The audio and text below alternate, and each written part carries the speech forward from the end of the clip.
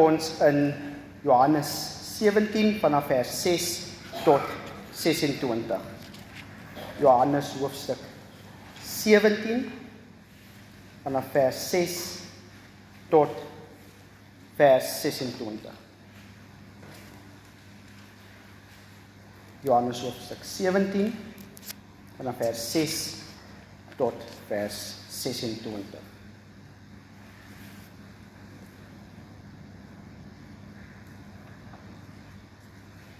Ek het 'n naam bekend gemaak aan die mense wat U my uit die wêreld gegee het.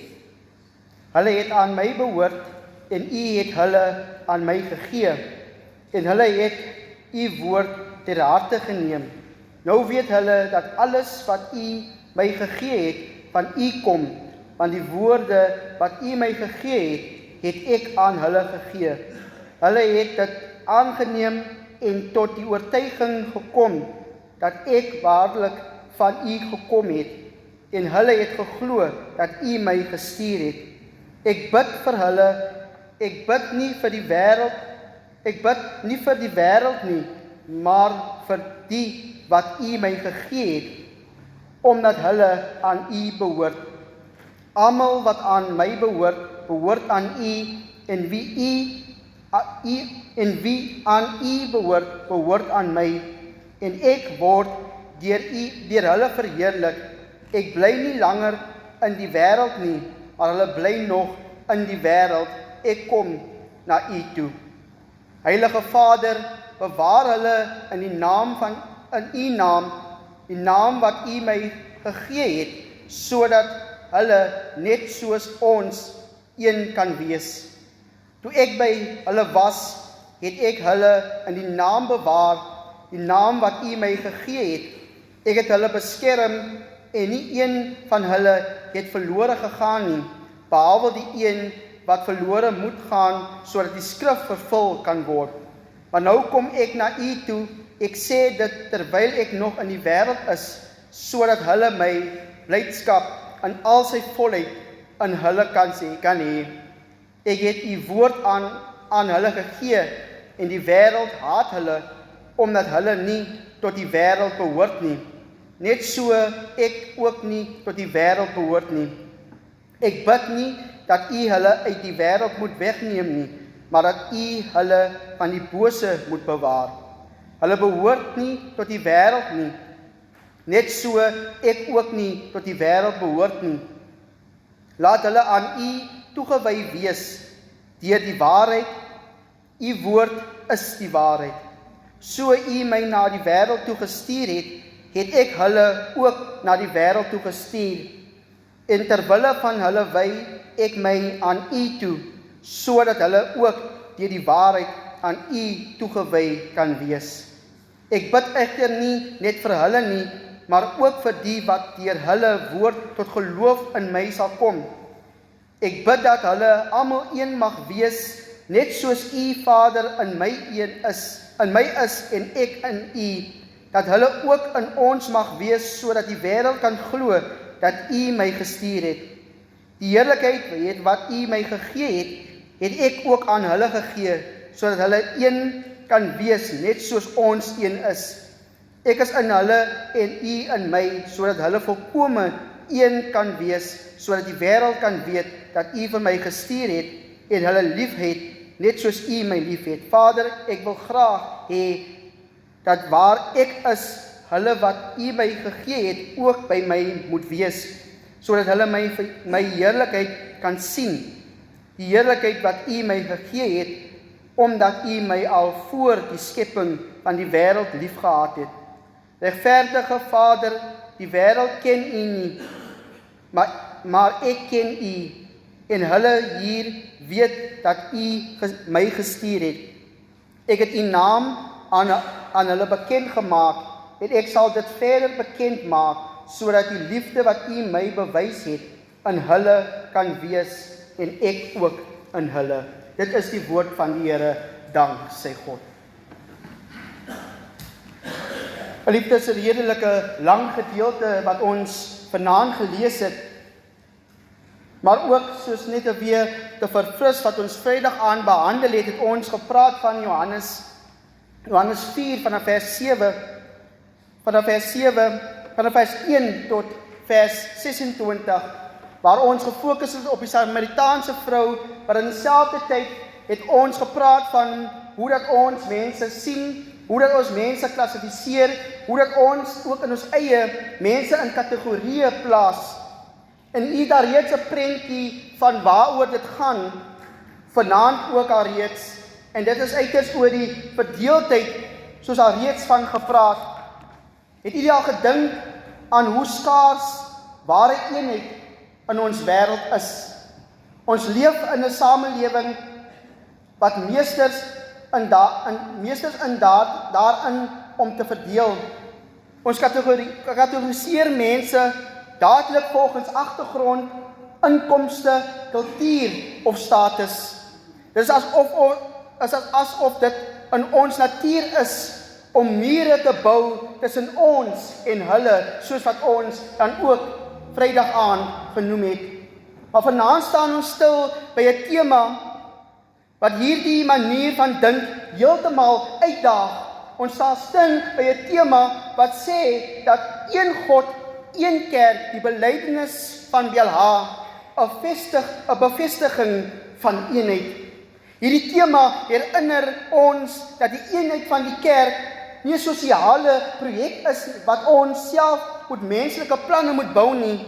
Eenheid kom van bo af, omdat dit vasgemaak is aan die wese van God wat ons dien. Dit begin by die absolute realiteit dat daar net een God is, net een Vader, net een Seun en net een Heilige Gees is.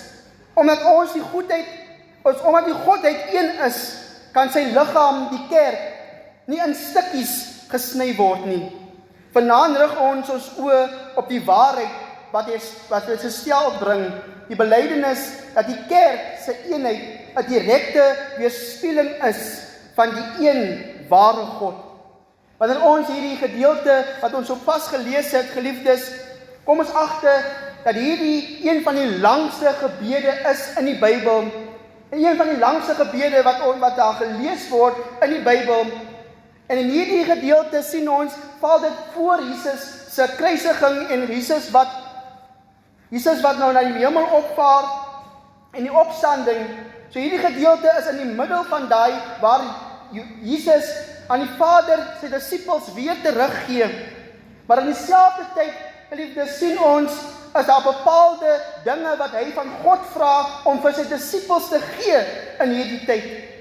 En in hierdie tyd gee hy bepaalde riglyne om te sê, Here bewaar hulle, Here beskerm hulle, Here wees met hulle in hierdie tyd. Want die wêreld is broos, die wêreld is boos, die mense gaan nie altyd na hulle luister nie. Die mense gaan hulle verwerp in hierdie tyd. Maar hou hulle tog by mekaar. Hou hulle as mense by mekaar, soos wat Jesus met God een is. En daarom is dit belangrik dat Jesus hierdie gebed vir sy disippels doen, sodat ons nie uitmekaar uit sal dryf nie, sodat hulle nie uitmekaar uit sal dryf nie, en sodat hulle steeds een evangelie kan verkondig.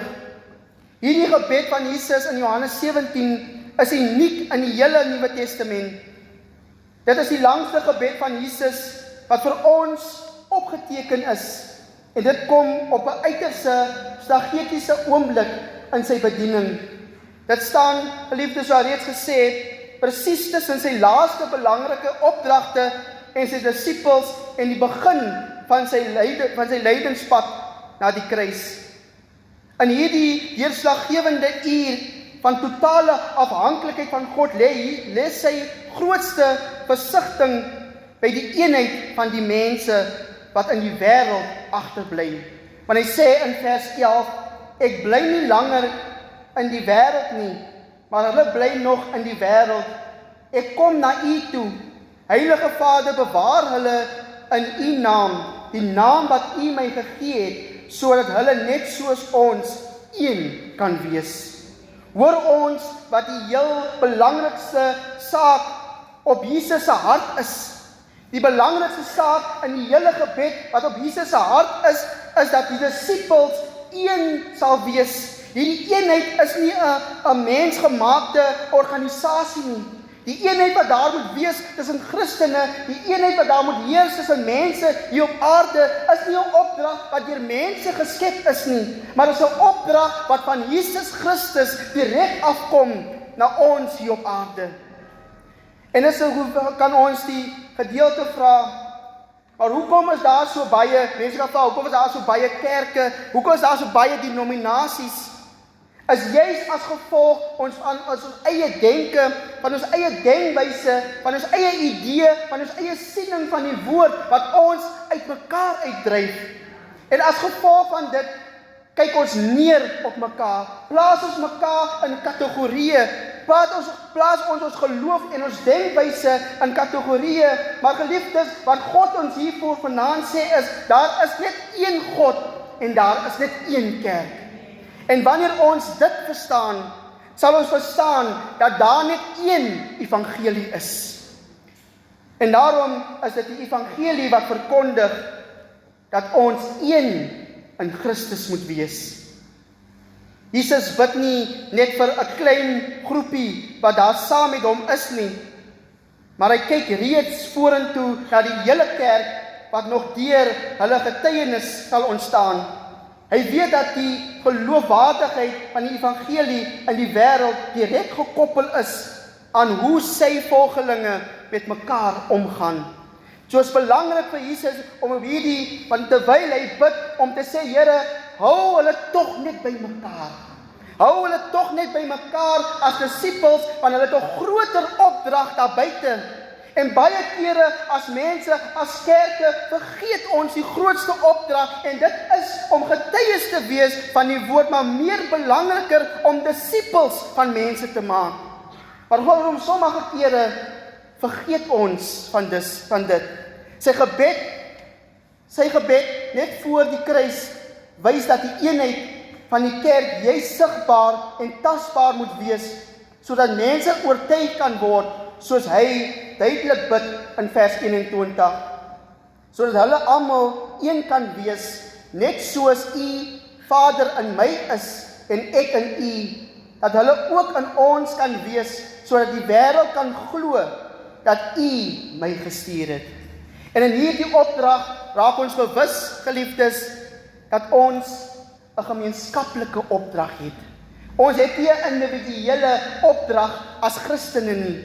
Ons het nie individuele opdragte as denominasies nie. Ons mag verskillend glo, maar die opdragte bly dieselfde. Want Jesus sê in die eerste gedeelte reeds, sodat hulle almal een kan wees. En dan sê hy in die laaste gedeelte, sodat die wêreld kan glo dat U my gestuur het. So jy sien hier, geliefdes, eenheid word gekoppel aan hoe die wêreld glo. Eenheid word hier gekoppel aan, wanneer ons een in Christus is, raak mense bewus dat God werklikbaar vir Christus gestuur het. Om hierdie eenheid te bewaar, is die waarheid van God se woord ononderhandelbaar. Jesus bid dat sy volgelinge beskerm en gevorm moet word deur die waarheid wat hy aan hulle gegee het. So blyk dit in vers 17, heilig hulle deur die waarheid. U woord is die waarheid. Dit is hierdie woorde wat die fondament vorm vir die kerk se eenheid en getuies. Die uiteindelike doel van Jesus se hele hartstogtelike gebed, net voor hy die tuin van Getsemane binnestap, word duidelik in vers 23. Ek in hulle en U in my, sodat hulle volkome een kan wees, sodat die wêreld kan weet dat U my gestuur het en hulle liefgehad het, net soos U my liefgehad het. Dit is die absolute fundament van ons geloof. Een God, een kerk. Dit is presies hierdie hartstogtelike gebed van Jesus wat eeue later diep in ons eie geskiedenis sou weer klink. Is basies die fundament van die Belhabelijdenis basies hier wat ons in hierdie dokument vasgevange is juis as gevolg van hierdie gebed van Jesus Christus wat die kerk jare gelede gesê het, maar apartheid verdeel mense. Apartheid verdeel mense, en as ons glo in Jesus Christus, as ons glo in God, kan dit nie plaasvind nie, as gevolg van die gebed wat Jesus Christus hier lees. En daarom, geliefdes, het baie mense maar gesê, die Belijdenis is polities gedrewe, maar as ons dieper kyk na die dokument, as ons dieper kyk na hierdie belydenis, bely dit presies dit wat God en Christus, deur Christus gebid het, om mense een te maak. En dit is die belangrikheid van hier, dat wanneer ons een is, verkondig ons een woord, een evangelie, maar op verskillende wyse. Ons het al reeds gepraat oor hoe hierdie verdeeldheid in ons samelewing lyk. Ons het al reeds gepraat Vrydag aand oor hoe lyk die prentjie. Wat is verkeerd met die prentjie van ons samelewing? En ons het bepaal wat verkeerd is met hierdie prentjie, is dat ons mense plaas in kategorieë. Dat ons as mense verdeeldheid bring. Dat ons as mense die oorsaak is van totale verdeeldheid. Want ons dink nie dieselfde nie. Ons verstaan nie dieselfde nie. En as gevolg van dit maak ons onderskeid onder mekaar.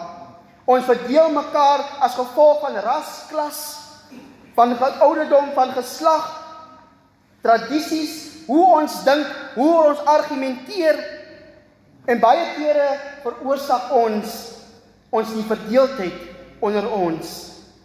Maar geliefdes, is belangrik om te verstaan, dat alhoewel die prentjie, soos verduidelik hier, verwys ons na die skewe prentjie wat ek van gepraat het. Ons hoef nie in ander denominasies te gaan kyk nie.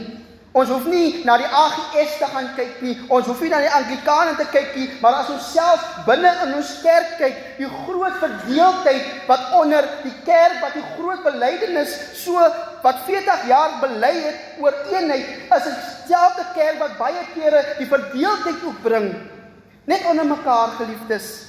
En ek sal nou met my eerste synodesitting het ek hier al gesê, ons het 'n dag en 'n half gesit om net te praat oor eenheid. 'n dag en 'n half gestry oor wie moet in magsposisie wees, moet dit bruin wees, moet dit swart wees, op al hierdie gedagte, wat 'n halwe dag van die synode, amper 2 dae gespandeer net op dit. So die verdeeldheid in ons eie kerk, wat so mooi belydenis bely, is daar groot verdeeldheid as gevolg van ras in ons kerk. En daarom, geliefdes, sê ek, ons hoef nie ver te gaan kyk vir hierdie verdeeldheid nie. Maar selfs in ons gemeente is daar verdeeldheid. Selfs maak ons steeds hierdie onderskeid onder mekaar, plaas ons mekaar in posisie, plaas ons mekaar in kategorieë, plaas ons mekaar in different maniere hoe ons na mekaar kyk. Sit ons mekaar in boksies as gevolg van die omgewing waarin ons bly, as gevolg van die omstandighede, as gevolg van ons denkwyse, as gevolg van hoe ons uitgesproke is, en ons mekaar misverstaan, maak ons self binne ons gemeente verdeeldheid. Wanneer ons nie saamstem met besluite van die kerkraad nie, gaan maak ons mekaar op en veroorsaak ons verdeeldheid. Wanneer ons nie saamstem met iets nie, maak ons mekaar op en veroorsaak ons verdeeldheid. Ons sien nou reeds in die kerke hoe ons verdeeldheid veroorsaak as 'n kampie vir die predikant en 'n kampie teen die predikant. En ons is altyd uit om mekaar se ondergang beteken. En daarom veroorsaak ons verdeeldheid. So verdeeldheid bring konflik. En daarom, geliefdes, sê ek, ons hoef nie ver te gaan kyk na wat verkeerd is met die prentjie nie. Geliefdes, as ons mense is wat glo in die belydenis, sal ons mekaar verstaan. As ons mense is wat glo in Johannes, die gebed in Johannes 17, sal daar nie misverstande wees nie. Want ons almal beklei baie kere vir dieselfde doel, maar op verskillende wyse. So is belangrik dat ons mekaar se sieninge ook verstaan. In die Belijdenis, geliefdes, bely duidelik, ons glo in die drie-enige God, Vader, Seun en Heilige Gees, wat deur sy woord en gees sy kerk versamel, beskerm en versorg, van die begin van die wêreld af tot die einde toe. Ons glo aan een heilige algemene Christelike kerk, die gemeenskap van die heiliges, geroepe uit die ganse menslike geslag. Leef ons werklik dit wat ons bely? Leef ons werklik wat die evangelie van Johannes vir ons wil sê in hierdie gebed? Leef ons eenheid, geliefdes, of het die Belijdenis maar net 'n dokument geraak agter in die gesangboek? Baie van ons weet nie eers dis agter in die gesangboekie. En geliefdes, in hierdie belydenis is die fondasie juis hierdie gebed van Jesus. Die eenheid wat hiervan gepraat word, is die eenheid waarvoor Christus bid in vers 21. Ek bid dat hulle almal een mag wees, net soos U, Vader, in my is en ek in U, dat hulle ook in ons mag wees, sodat die wêreld kan glo dat U my gestuur het. Wanneer ons eerlik na ons eie samelewing kyk, moet ons vra, wat is fout met die prentjie? So ons vra vanaand nog steeds daardie vraag, geliefdes, wat is fout met die prentjie wat ons sien? Ons sien dikwels 'n gekraakte realiteit, waar mure van vooroordeel, ras en klas mense van mekaar skei. Hierdie mure laat ons glo dat ons in isolasie kan lewe, maar dit skep 'n prentjie wat die evangelie direk weerspreek. Dit skep 'n prentjie waarvan die Belijdenis nie praat nie. En daarom, geliefdes, is ons geroep in hierdie tyd waarin ons lewe, in die tyd waarin ons is, om eenheid te werkstellig, en nie verdeeldheid nie. Want geliefdes, wanneer ons bewus raak dat ons dien net een God, daar's net een kerk, en dit is die kerk van Jesus Christus. En baie kere, soos al reeds gesê, is ons maar die oorsaak van die verdeeldheid in die kerk.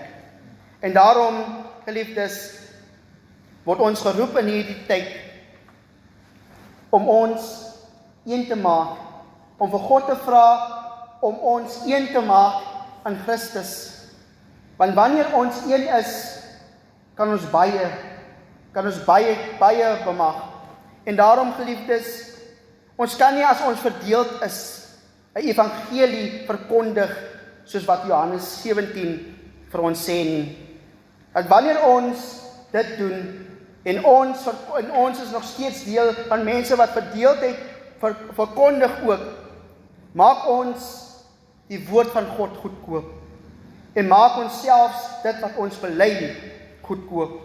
En daarom herinner ons in hierdie Pinksterreeks U aan die belydenis van Bela, sodat U opnuut kan bely dat daar slegs een God is. En juis omdat daar geen God is, kan daar nie verdeeldheid wees tussen ons en tussen mekaar nie. Kan ons nie van hulle en ons praat nie, maar moet ons praat van medebroers en susters in Christus. Kom laat ons aansluit by wat God bid, wat Jesus Christus bid, en dit is om ons een te maak, dat ons een bly, want wanneer ons een is, verkondig ons die Christus wat gekom het vir ons. Amen. Geliefdes, vanaand is dit net dat ons bid vir die verdeeldheid in ons kerk, verdeeldheid in ons samelewing, dat ons ook bid dat God ons een maak, want ons verkondig een evangelie, en hierdie evangelie is dat God dat daar net een God is. En daarom is dit belangrik vir ons om as een met mekaar te lewe. En daarom vra ek vir ons dat ons daarvoor gaan bid